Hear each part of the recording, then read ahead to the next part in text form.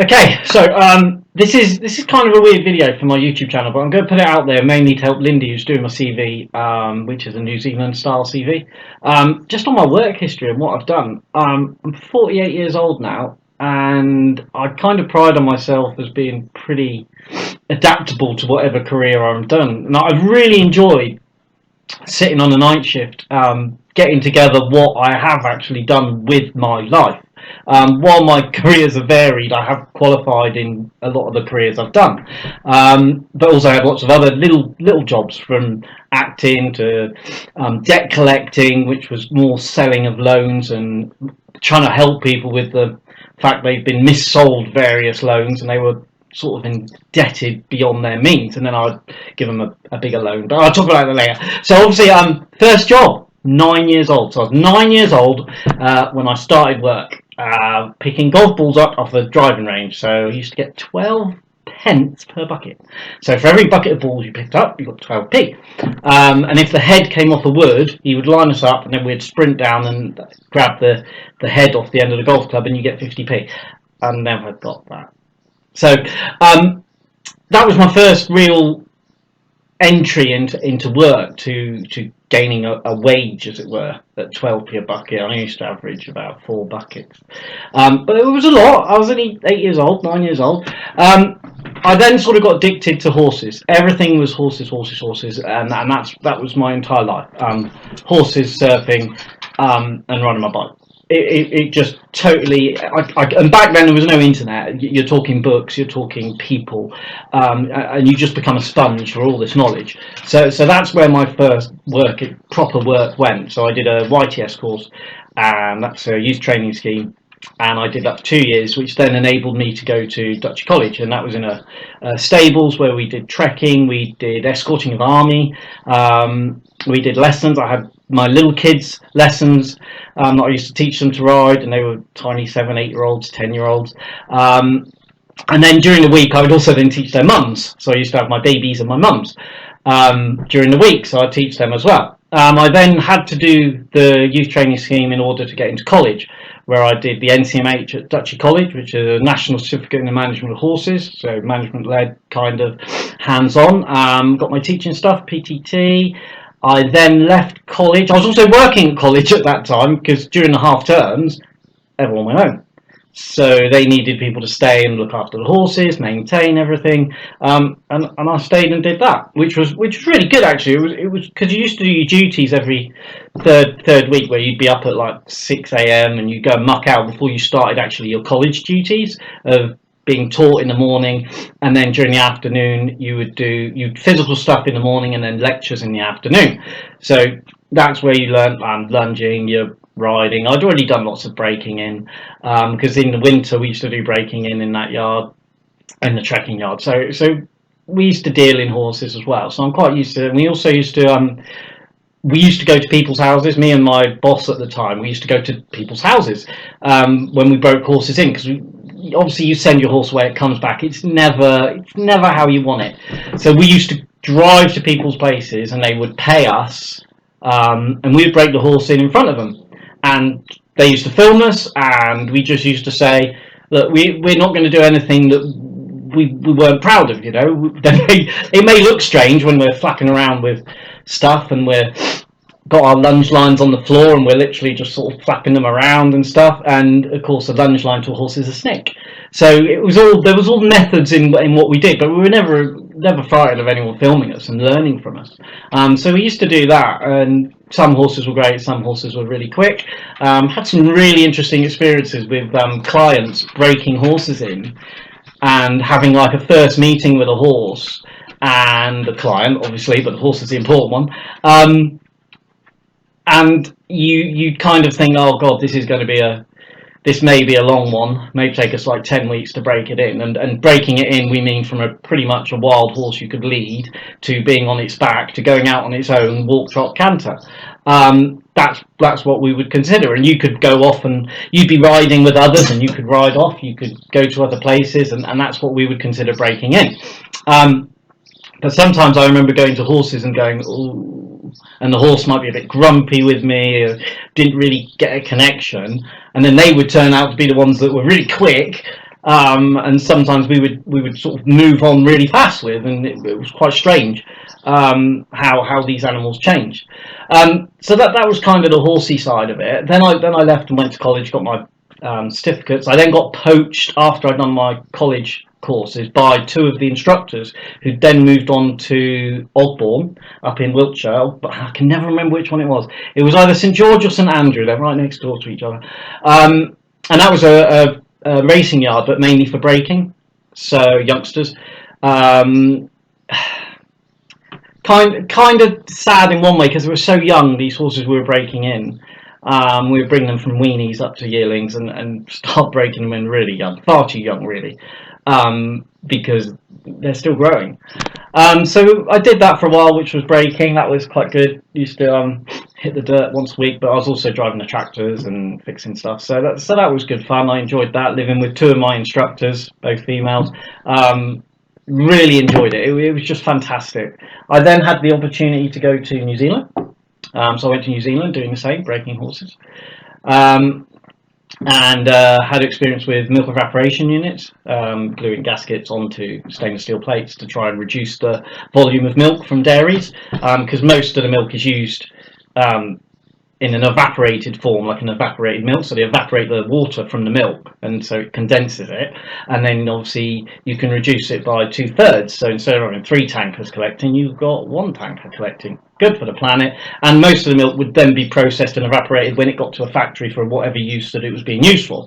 So to do it on site, so that's what we were doing with that, and I kind of worked in the research and development of why these gaskets were failing on these stainless steel things. So manually gluing these things in, got everyone wearing gloves, just did lots of trials and errors of different ways of sticking these things, different glues, different bead size, different press weights onto the gasket, so all different things. I worked in research and development doing that, and then had to sit in a room with investors and say, look, we're having failures because of this, I'm going to try this, I'm going to try that.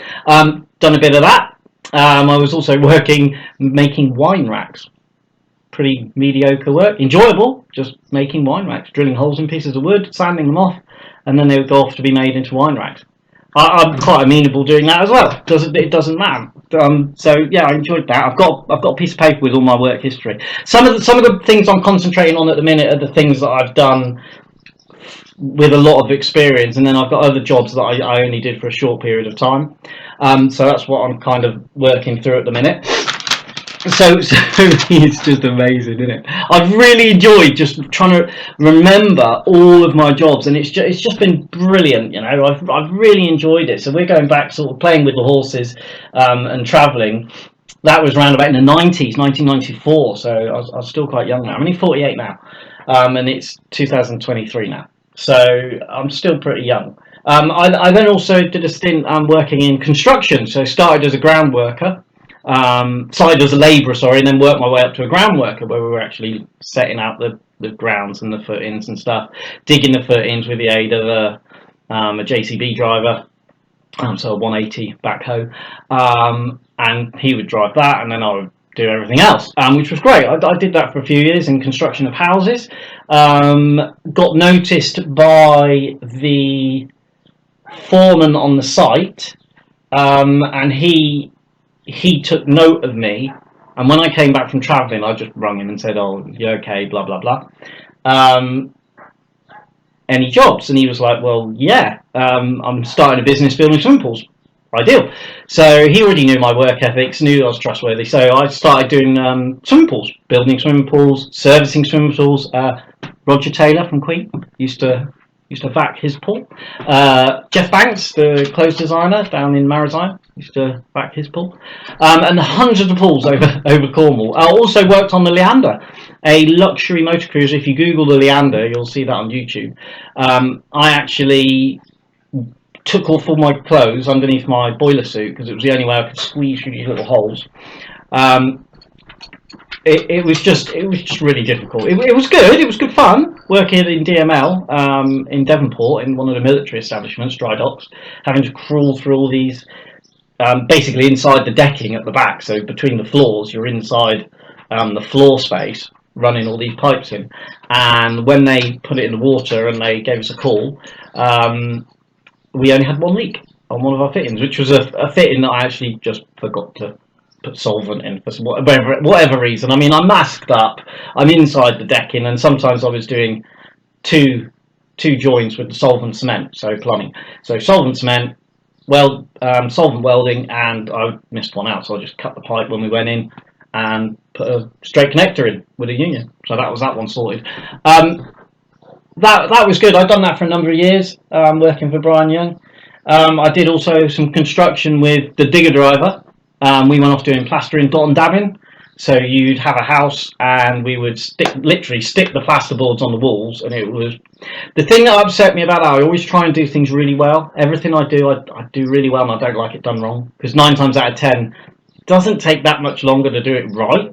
That's what really annoyed me personally when I come up against things that are wrong. To actually have done the job right first, or right in the first place, doesn't take that much longer than if you were to do it right. So they do it wrong, and then that just means it's difficult. We were putting plasterboards on, and you'd end up with a great big gap at the bottom and no gap at the top, because our plasterboards that we put on were level, but the walls weren't. So you'd end up with a big gap and a little gap at the bottom. So it just kind of annoyed us, and like people would buy these homes, and then they would come up with a great big snag list because they'd put a screw through the wall and nothing would fix, or the light fittings were away. But I won't say the construction company I worked for, because that's just unprofessional. So I did that for a bit. I then went back to horses. 1997 we're at now. I went back to horses, and I did a year in a hunt yard. Hunting it still is a real contentious issue, but I'd never worked in the hunting industry. I'd always worked in the equine industry, breeding, racing, that side of it. I never got into the hunting yard full time, and I thought, well, before they ban it, and I can't pass comment on something that I hadn't done and I hadn't really understood. Obviously, I've been brought up with livestock, so I understood the destruction that foxes do. And I think one of the things that I took away from that was the fact that I don't think we ever kept. I was hunting 3 times a week, so 3 horses we would take out and hunt them. And it was fantastic. I loved it. Places you never get to go, jumping over barbed wire and all sorts of things. Crazy. And I really liked it. But I think the most important thing I took away is how clever a fox is, and how the fact that you're not really trying to catch the fox, you're trying to chase the fox. And by instilling in a fox not to go near humans, I think was kind of good, because they would have this, oh, well, I won't go into the farmyard, I'll stay and just take stuff on the outside. So I'm kind of glad. I don't want to get into whether it's good or bad. There's pros and cons. You've only got looks at the fox attacks that are happening in the UK at the minute that you don't hear about, and just where foxes are, and the fact that the new hunting bill they brought in, they just kill a fox now. Every time they see a fox, they have to have a licensed firearm user who just shoots them every time they see it. Don't get me started on that. So anyway, I did that. I was really glad I did that in my life. So it's just been great, my life so far. I just love it. Excuse me. So I did the Surfside Pools. I also worked for TaylorMade in 2000 and 99. I went back. Oh, that was it, because I worked in Brian Young Construction. Then I went to work for him again when he started a swimming pool industry. He started a swimming pool services, Surfside Pool Services. That was when I did the swimming pools and stuff. And that was pretty. I mean, that was when health and safety was getting pretty heavy. I mean, that was what 90. Let me have a look. 98. That was. So 1998. You're dealing with some pretty toxic chemicals. I mean, just being a purveyor of chemicals, though. I mean, there's some pretty nasty chemicals that we're using, or not so much nasty on their own, but when you're carrying them together, you're always at risk of mixing, and that's kind of where you're getting the problems with it. So we had to abide by all health and safety policies for doing that. Plus, I closed a few pools. I'm not going to say where they were, but I did turn up on a few swimming pools to do my pre-chips at 8 o'clock in the morning. So I would go and balance the water, make sure everything was cool, give it a backwash the pools, make sure everything was okay, fill in my necessary paperwork to prove that I had actually been there and done everything else, all written records back then. And I closed the pool. If I couldn't see the bottom of that ball, or I thought the clarity was not good enough, I closed it. much to the disgust of the owners of these pools on hot days, I closed the pool. Sorry, guys. Closed, put signs out, and then we had to then work out why. 9 times out of 10, it was the volume of the swimming pool wasn't matching the filters that they needed. So it was really difficult to balance these pools, and of course, to invest in the infrastructure of putting all these filters and pumps in. We did used to get the jobs from doing that, because eventually we would just they just had to do it. The stuff would break down, and we're like, look, for this cost of doing a sand change on your old stuff, we could put you a new filter in and do a sand change and blah blah blah. So we used to do a lot of things like that. But a lot of the issues were, or one guy nobbled there a swimming pool that I closed because he put soap powder in it. Had a disagreement in the social club, and then threw soap powder in it. That was a nightmare to get back. I will tell you a story. I had to give it a really heavy, I think it was a Kibble Dallen. We put a Kibble Dallen flock in it, and just to make everything sink to the bottom, and just brimmed the pool. And then you just vac it to waste. But it takes ages. So you vac it to waste, you'd maybe get half the pool done. And it would look like sludge, but it was just very fine particles where you're changing the polarity of a lot of the particles, so they stick together. They, instead of repelling, they stick together and fall to the bottom, and then you back them to waste. But yeah, you'd end up losing so much water that you then have to wait for the water level to come up and then do it again. But yeah, I used to quite enjoy them because it was so satisfying to find a milky pool that you couldn't see the bottom of, and then after 3 or 4 days, you've got that pool back to looking like gin. So yeah, I really enjoyed doing my swimming pools and just meeting loads of people. It was just really nice. So I did that for a while. I then went to work for TaylorMade. So now we're up to 2001. And I worked for TaylorMade, which was a play equipment. So we built combine harvesters. I was in the combine harvester side, not the play equipment side. So we would build combine harvesters, tractors, slides, lorry slides. This is all out of wood for children to play on. And we would build all these little things, April cottages, all these one-off things. They'd bring me a picture of a tractor and say, can you build that? And we'd be like, yeah, all right. So I used to do that, and I got left. I've done that for a number of years. It's 4 years I did that, but I left there. One of the guys I worked with, Big Sid, I loved him. I never had a granddad, and I loved him. And he died from pancreatic cancer, pancreas and stomach cancer. He used to smoke Rollies and that, and then he come back from the doctors one day, and he said, I'm not smoking. He stopped smoking just like that. And probably within 3 or 4 months, he was dead. And I spoke to his wife, and obviously pancreatic cancer and stomach cancer has been related to wood dust and the formaldehydes and the treatments of the wood, the preservatives getting into your system. And we had no ventilation. We had a full ventilation system, sat in the corner covered in dust. It wasn't plumbed in. And I kept working and tried to get that fitted, especially after the worry with Sid going down with that. And it never got done, and he died, and then they were smoking marijuana, and they would drive tractors into my things, and I did go to the owner, and I said to him, look, you need to sort this. This isn't right. It's not right. I had a guy there who's throwing up in the morning because he was an alcoholic, saying, oh, please help me. I need to get off the smoking, and I need to get off the drinking. And when the other guys would say, oh, come on, let's go for a green one, I was the odd one out and said, look, he doesn't want to go. He doesn't. And then they would get angry with me and take it out on me because he can do what he wants. And I'm like, so I just got caught between the middle of that. And I really tried to sort that place out. And it was a losing battle. And I did have my notice in on that one. I did just turn around to the boss and say, that's it. And I took my uniform up, gave him all my uniform, and I emptied the workshop of all my tools, left my work stations that I built, and I just moved on. I found a job driving heavy plant. But what an experience to just have packs of wood and sheets of plywood, and then you make these amazing play equipment that you see all around the UK. And that was, again, you're dealing with finger traps, you're dealing with health and safety, so you're permanently looking and modifying things. So yeah, health and safety was a biggie on that one. And yeah, I loved that job. It was good fun. But it was a real hands-on physical job, and we had flexi time. We only had to do 40 hours a week, and the guy I worked with, if we rung his wife up and she could see the surf and it was good surf, we would go surfing. As long as we made the time up for the 40 hours, so we would come in at like 4 o'clock in the morning. You too, wait. Thank you very much. Cheers. Good job. Oh, I knew that would happen. Okay, I'm really sorry, postman and dog. Dog, come on, go. Go sit out there. Yeah, I know. Go sit out there. No, not in the sun. It's too hot. Typical, isn't it? Up, up, up.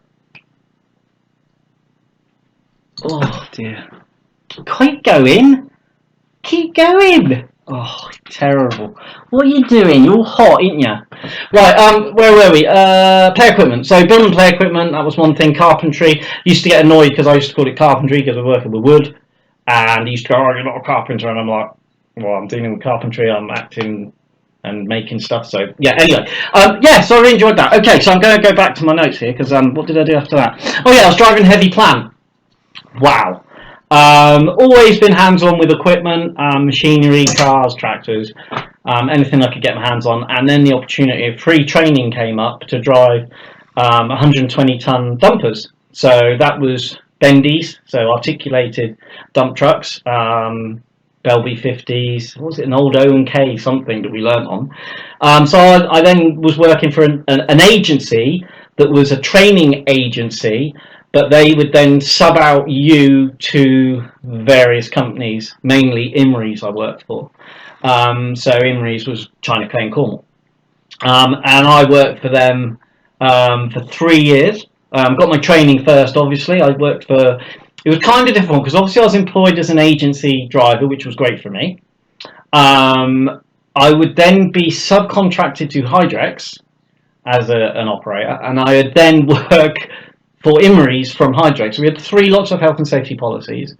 And to tell you how strict it was, we spent 3 days being given the right tuition how to get in and out of a dumper, which is quite a necessity because they're 11 metres high. It's life-changing injury if you fall off.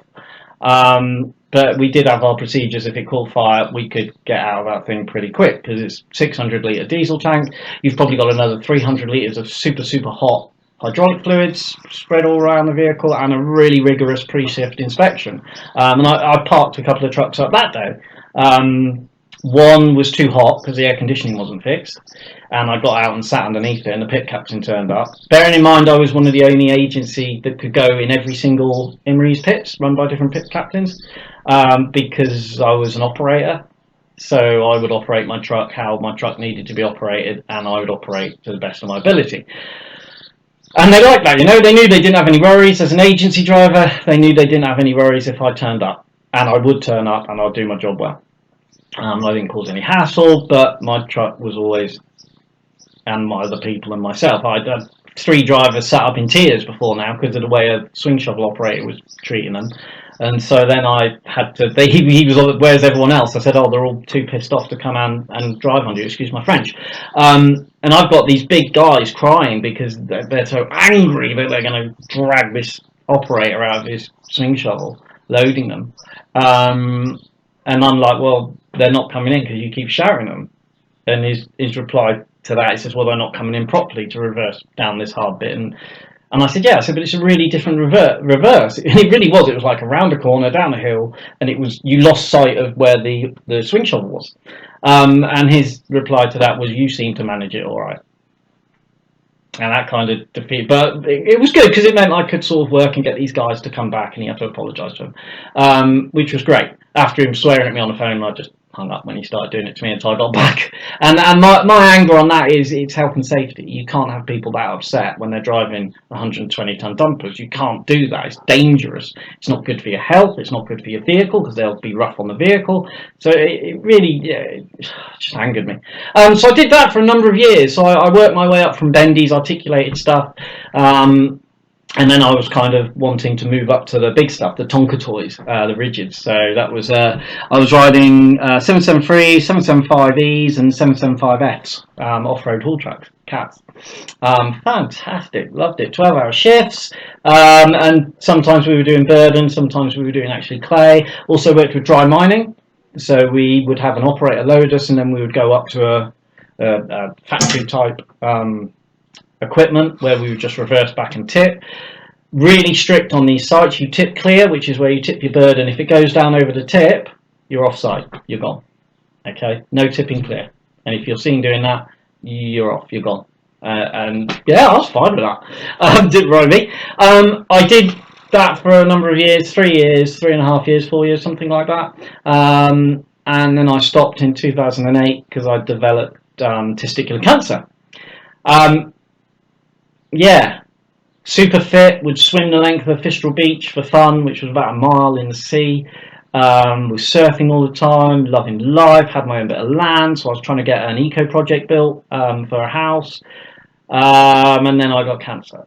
So I had 9 weeks of chemotherapy, and that pretty much killed me for 5 years. I still don't like the cold. If I touch cold metal, I use gloves, and I wear fluffy slippers because my feet get cold.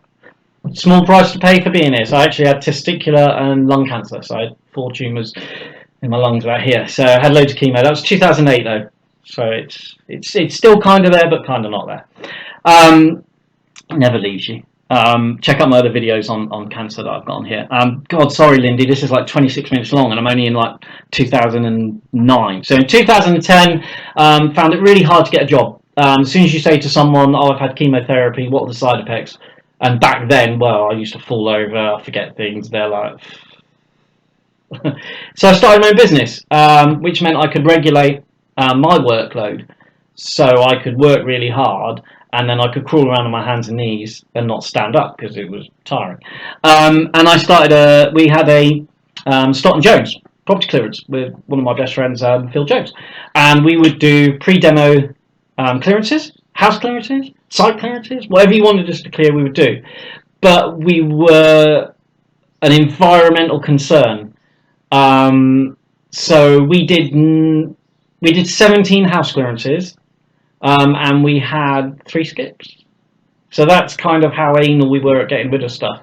Down to, we did a couple of hotels, and you'd be lumbered with, I think we had 58 mattresses. And we would have a fee of £15 disposal fee if we took them to get processed, which they probably just chuck them in the landfill.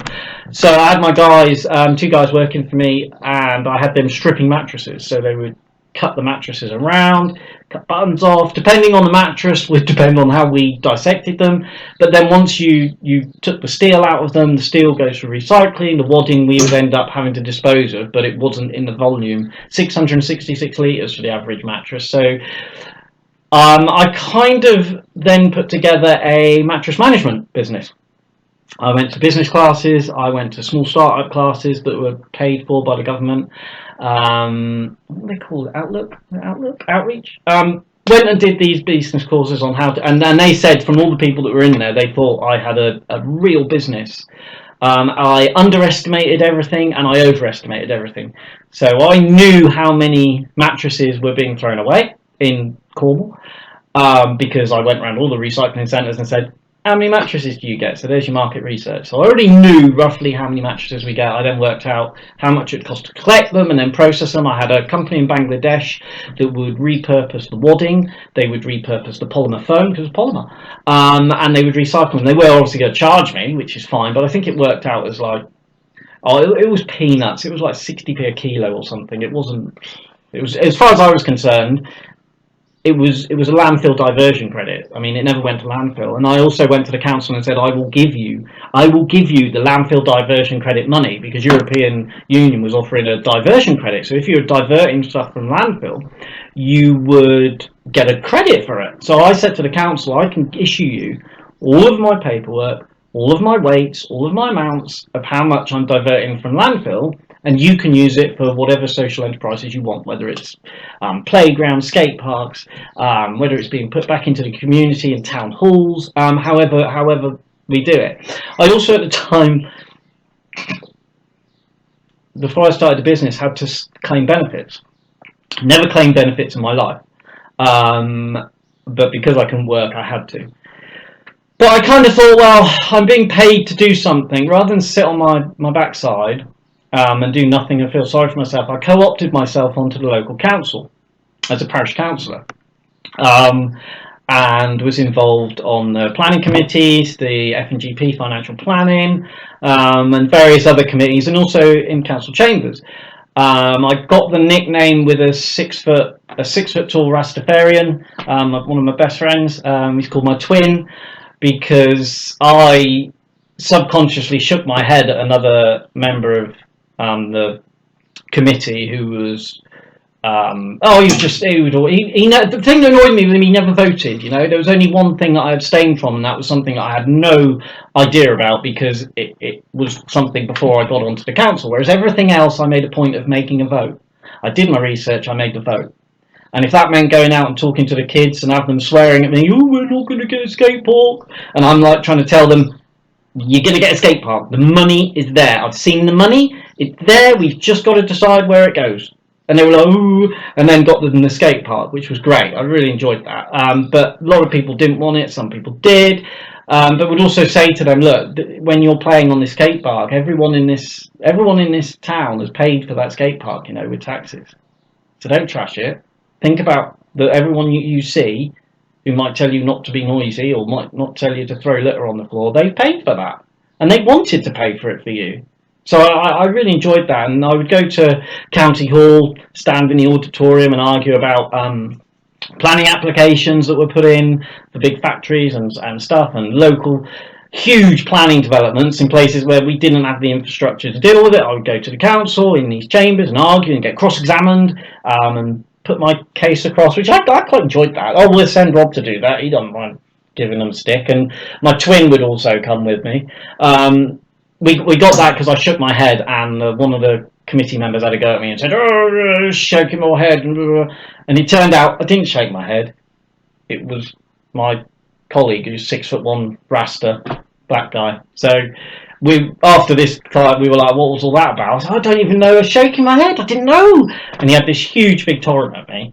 And it turned out it wasn't me shaking my head. It was my colleague, but my friend. But so then we got the nickname. Well, we're totally alike. Me, white guy, 6'1" Rastafarian. So just spit an image, and then we got called the twins. And it would be like, hey up, twins are here, and we would have to escort our town clerk back to her car because she was worried about the intimidation by some of the other members. So we were fuming on that. I used to hold open surgeries. He's like that. Excuse me. Hold open surgeries. So that would be on a Saturday morning. I would go and sit in the chamber if need be, or I'd sit in an office if they want to be more private, and they would come to me with their issues. I could then forward that on to the MP if I needed to, or give them advice on what to do and how to do it, and whether we could then put it forward as a question in meetings to discuss the implications of whatever it is, whether it's a tree, a grit box, all these little things that you don't even think about.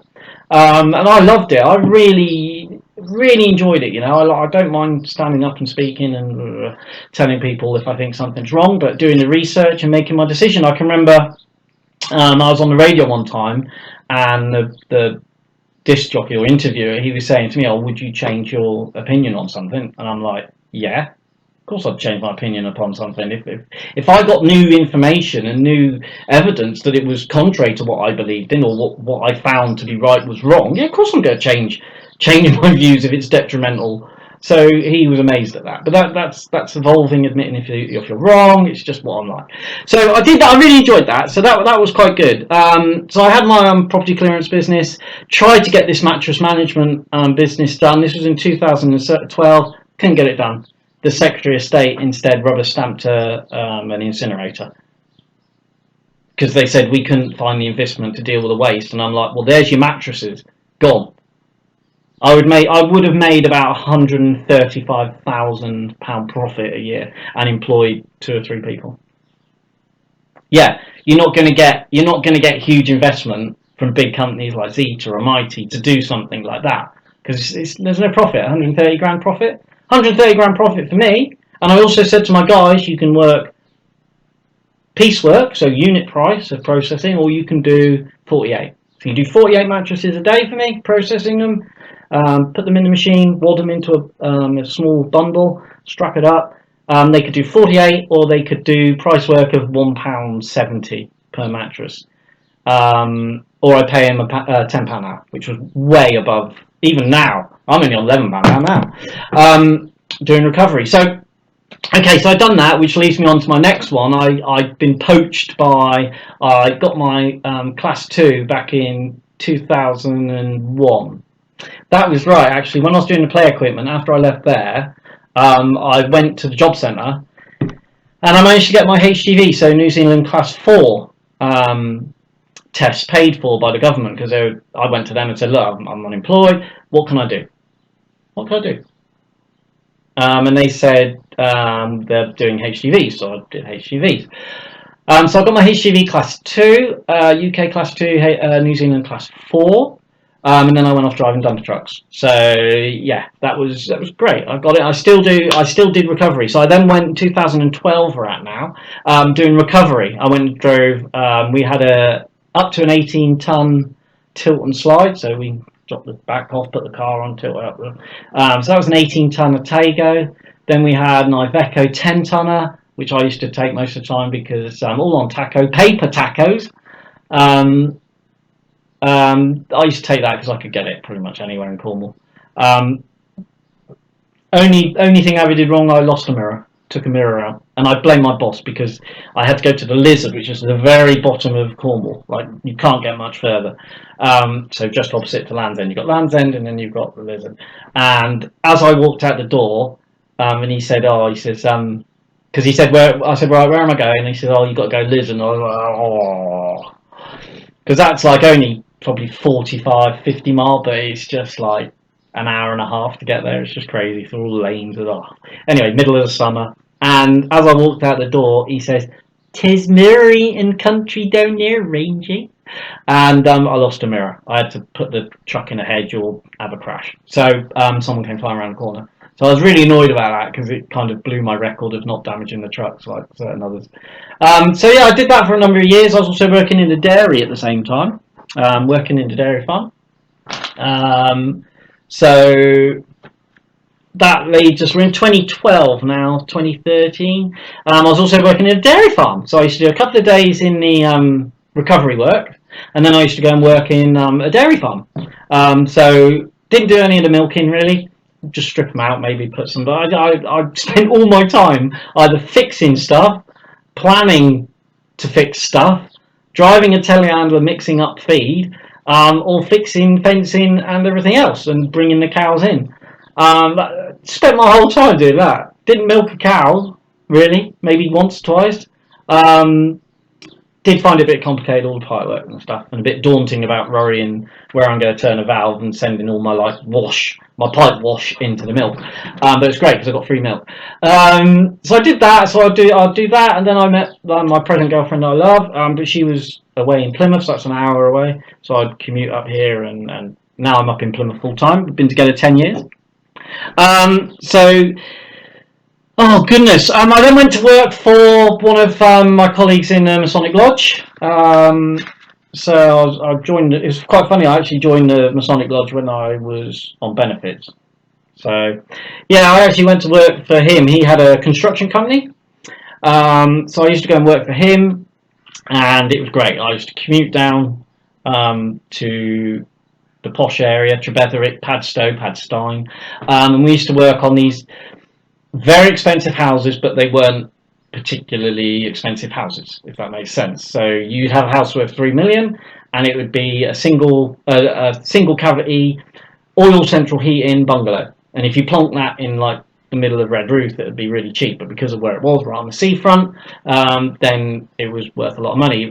What's it called? Gordon Ramsay's out there buying, all the stars are buying everything up out there. So I used to work for him for a number of years until he retired.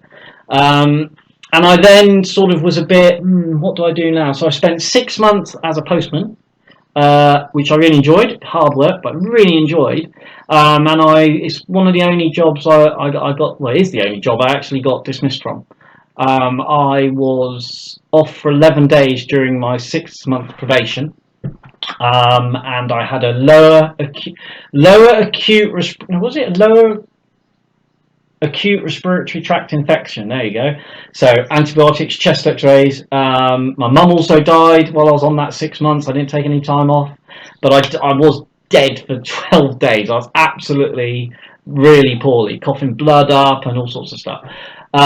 Proper ill, you know, and I got caught in a hail shower and got wet. I don't know if that's to do with it, but that's the only thing I could think of. Maybe caught a chill, and then it came into this chest infection.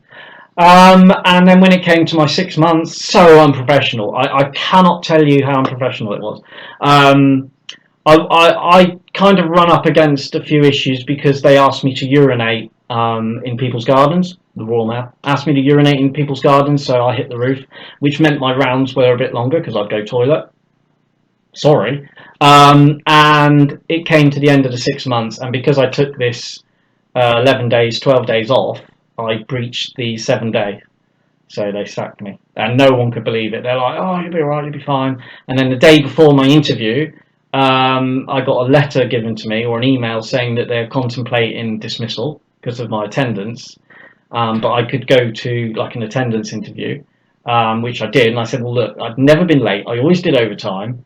I was off for 12 days because I had a lung infection that you knew about, doctor's notes, chest X-rays, all the evidence was emailed to them. I'd contact them every day and show them an update.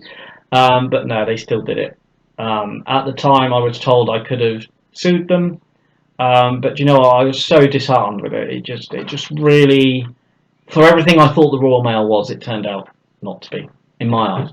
So probably the rest of the Royal Mail's fine, but yeah, bit of a bad taste in my mouth. So I was bringing up my partner's child who has a few learning. Oh my gosh, 40 minutes! What a life I've had though! And I haven't even got to my small jobs that I've done. So I then went into care. Complex care, brain injuries, ABIs, acquired brain injuries. Was bringing up my partner's son. He has no fingers and he has an extra chromosome, so he's a YY.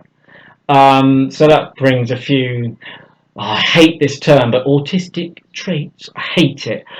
Because we've all pretty much got, you can say we all got autistic traits, or ADHD traits. So he was difficult. And I said to my partner, do you know what? I could get paid for doing this. And I thought I was, well, I am quite good at it. So I thought, well, I'm just going to apply, you know, because they always want carers. I used to do work with people with disabilities at college with the RDA, Riding for Disabled, and also when I was at the Junior Red Cross. I started the Red Cross when I was like 6. I was also doing my horses, and I also went Red Cross. I was the only boy there, funnily enough. Terrible, absolutely terrible. So I'm at 7 years old, and I did that till I was 16. I won the junior member twice, and I think I won the senior member. Got a little cut for it. Still remember my thing. Rob Stott, as a senior member of the British Red Cross Society, promised to serve God, Queen, and country, and to join with others all over the world to help the sick and suffering. Wow. Okay, so that's just. I like helping people, so I thought, well, I'll go into complex care. Oh wow. Complex care was right. I mean, I'm working with ABI, so I'm working with the technical term bitey and fighties is how I name them. So my first client was he had epileptic seizures, but they weren't epilepsy. He had a brain tumor, which then brought on epilepsy seizures. He could have 50 a day, ranging from full-on tonics to just a smile. So tonic clonic, or grand mal, petit mal, they used to call them. Not too sure what they call it in New Zealand. Oh my goodness! So right, so I worked with this guy. He was 22 stone. He was bariatric, so overweight. He was 2 carers during the day, 1 carer at night, and I was at night time as well as a day. So sometimes I do a 12-hour night shift with him alone. Kind of good because he was quite noisy. The only time you knew he was having a seizure was because he'd be quiet when he was asleep, so you could get in there. He had a vagus nerve implant, so he had an implant with a an electrode that stimulated the vagus nerve, which was meant to prevent or lesser the seizures. And you'd had a key fob, and you would swipe him with the key fob. Pretty futuristic stuff. And you got to know him really well. You could tell with a look. Just give you a little swipe there, and sometimes it would be just a smile, and then the other time it could be a full-blown tonic-clonic. He would defecate, he would urinate, he was violent towards us, he had to wear a hat 24/7, which was launched at me various times. I brought up some lone working issues with my supervisor, because he was doing exactly the same things during the day when he had to and he needed to, as he was during the night, and trying to wipe feces up off the walls, off the floor, off him on your own, and watch him permanently like you were meant to, was really hard. So I said, "Look, I'm not going to do night." And then he took a dislike to me, and I was his fixation, so I would take all the abuse. So he weaponised it. He destroyed his kitchen one evening and weaponised himself. We had CCTV all through the house, really good CCTV that the mother would use. And the one time I rang her and said, can you replay the CCTV and see if he weaponised himself? I knew he weaponised himself. I knew it. I said to her, I think he's weaponised himself. My son wouldn't do that. Can you just check the CCTV? She didn't, and the carers the next day found a knife in his bed. So I made the decision then not to do single shifts with him. But because it's a big agency, they had loads of carers. So I also had other carers at the same time I'd go to. They then said, we've got this other one, he had mitochondrial disease. So it's like a motor neurone type sort of disease that basically is his DNA in every cell goes a bit, and he's eventually dying. He was semi-paralysed when I first met him. Loved him, absolutely loved him. I'm not going to get emotional because he's been dead a year now, and he died. And they told us by WhatsApp group message, so that was nice. He died, and I was caring for a couple of others as well, self-harmers. One guy drank some Vim, which was like Ajax powder. So that was an interesting experience. And yeah, you just deal with it all. And then this guy I was with for 3 years, he was wonderful. No one would care for him. He was the most difficult and the most lovely all at the same time. But I loved it because I don't want to say I loved it because he was bedridden, but it did mean that he couldn't chase me with a knife. So I was and I loved him. We got on so well.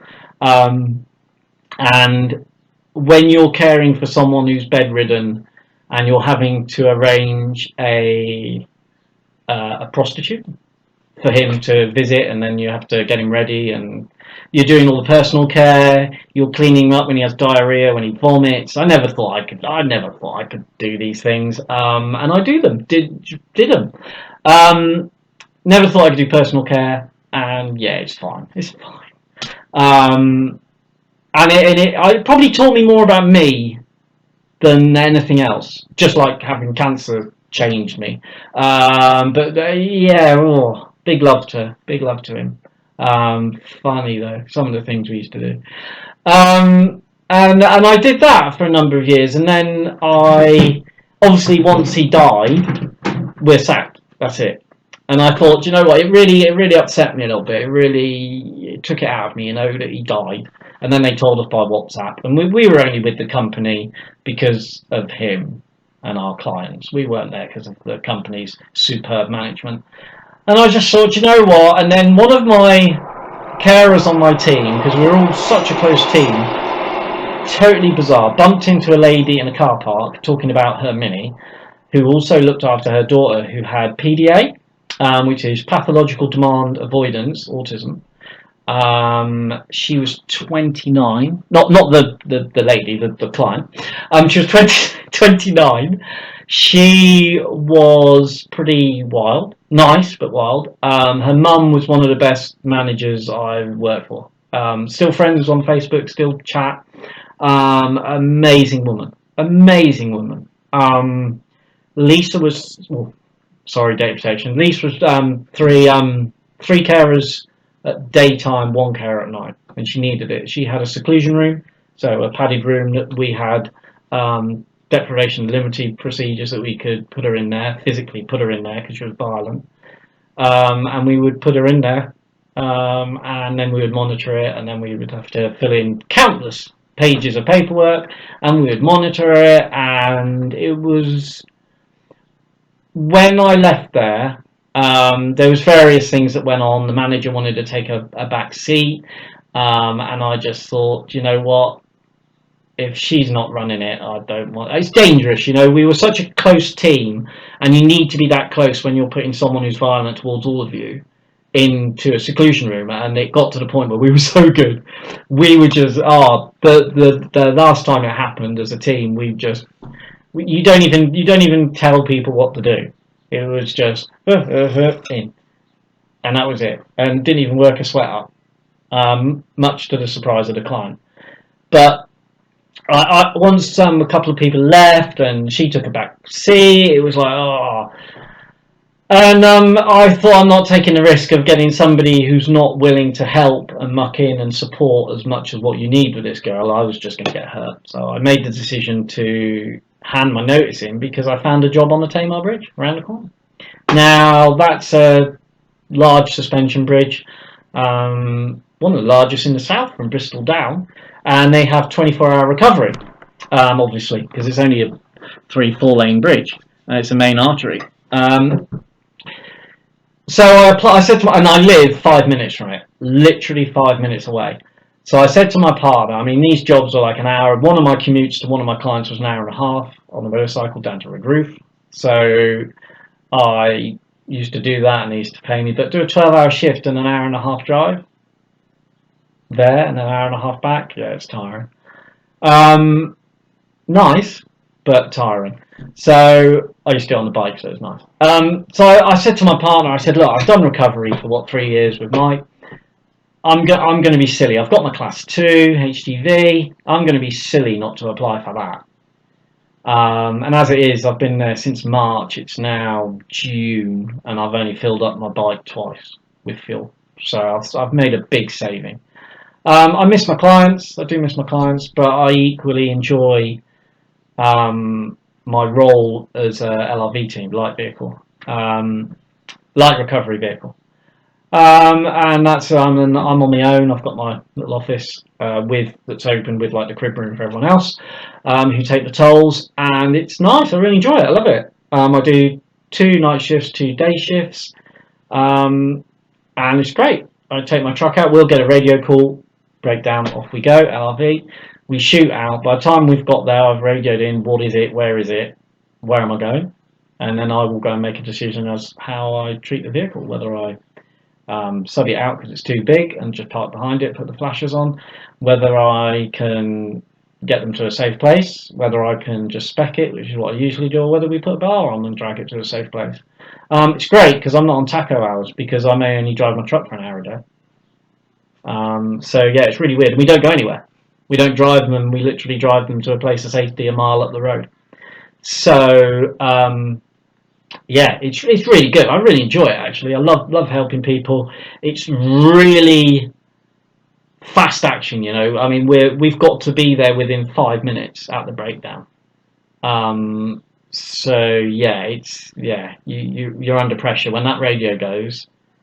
Yeah, you're under pressure. You've got to get there. So you hop out to your truck, you get in your truck, and you're gone. It's great. I really enjoy it. But there is a lot of downtime, which is great. But we're also there to do causes for concern. So people with mental health issues who like to go to the bridge to end their lives. It's not going to be about the bush. That's what they're going there for. The thing with us is we got 24-hour cover. So we're also there for them. We do get the odd completion. When they do it, but a lot of them are, you don't even know. They will turn up and stand on the bonnet of the car and go. No climbing on the railing and having a chat with one of us. It's gone. That's it. Breaks my heart. We all go through pretty nasty times, and to feel that you have to get to that point. And it's a permanent solution for a temporary problem. Check out my mental health videos if you really want to know. Oh my god, it's an hour! It's an hour, and I've done it. But I haven't even gone. I've got my small jobs that I've done. So obviously a postman. I did a postman for 6 months. And obviously working with the PDA, I only did that one for a couple of months. So I've got, what else? A postman. Loans for You. I worked as a seller of loans. The tally man. So I would give people money and they would pay it back, but it was like extortionate amounts of interest. Just crazy. But you don't get as penalised as you do if you borrow from a bank, hence the high interest rates that you have to pay back. I come to you every week, so that's a bonus. And if you can't pay me 1 week, just pay me double next week. And they had people that have been doing it 40 years. This company has been around for like 100 and something years. But it was mismanaged. It was so mismanaged. I would get people that were there, they would have to pay me £125 a week. And I'm in Redruth and Camborne, which is one of the most deprived places in the country. So trying to get blood out of a stone. And it was just so mismanaged. And I would get pay as paying, and then I got told off because after 6 months they just write the debt off. And I'm like, oh, don't get me on that one. So I'd get people paying. You know, it may only be a couple of quid, but I'd get them paying. And other people, I would reloan them, which seems counterproductive if they already owe like £120 per week that they can't afford to do. Then why give them more money? Well, I would take their like 7 loans that they had, because people would just indebt them with these loans to get the bonus. But Australian way, isn't it? They would be indebted. They would be so indebted with debt. So I used to pay off all their loans with one loan, pay them all off, then they had one loan to worry about. One loan. Debt consolidation, they call it now. And then I would get them paying £10 a week. Each week. And then when they told me I had to loan out another £40,000 to my clients for Christmas, I can do it. And they also were giving me like a fuel bonus to cover my fuel. And I tried to move my routes because I would go like on the Tuesday to this house, and then I'd go to the house next door on a Thursday, and I'm like, can't I just go on a Tuesday if they're happy to change their days? And they were like, no. So that was crazy. So yeah, once my fuel was paid for 3 months, I think, or I got a percentage of my fuel paid for 3 months. Once that left, well, it wasn't cost effective, was it? So there we go. But I really enjoyed that. That was quite a good job. Going to hundreds of people's houses and chatting with them. I've also done a stint in vehicle recovery, vehicle recycling. So I worked in scrapyards, driving a 120-ton swing shovel with an orange peel grab. Not swing shovel. Yeah, swing shovel. Ripping out engines. Oh, it's great fun. Best job ever. Ripping out engines, throwing them in a pile. Fantastic. Driving over the car, passing it to my friend who then cubed it. Great fun. Loved doing that. That was an old Polklane 10-tonner with an orange peel grab on it. I really enjoyed that, so I've done that for a bit. Been a council worker when I was... Oh, when was that? That was back in the 90s, very early 90s. They had some weed issues. It was one of my first jobs, I think, working for the council. And I also did litter picking, but they had this weed on the lake. So we came up with a rope system early in the morning, blanket weed. And we would put this rope across the lake, and then we would pull it along really slowly and scoop all of the pondweed, blanket weed, into this corner, and then we would pitchfork it out, let it dry, because it would go like candy floss, let it dry on the side, and then we'd shovel it in and put it in skips. Good job. Did that for a while, till they sorted out the weed issue. Litter picking we also did. I've worked as a recycler on a conveyor belt, pulling recycling stuff off. I've worked in retail. I want on the till. I want on the till.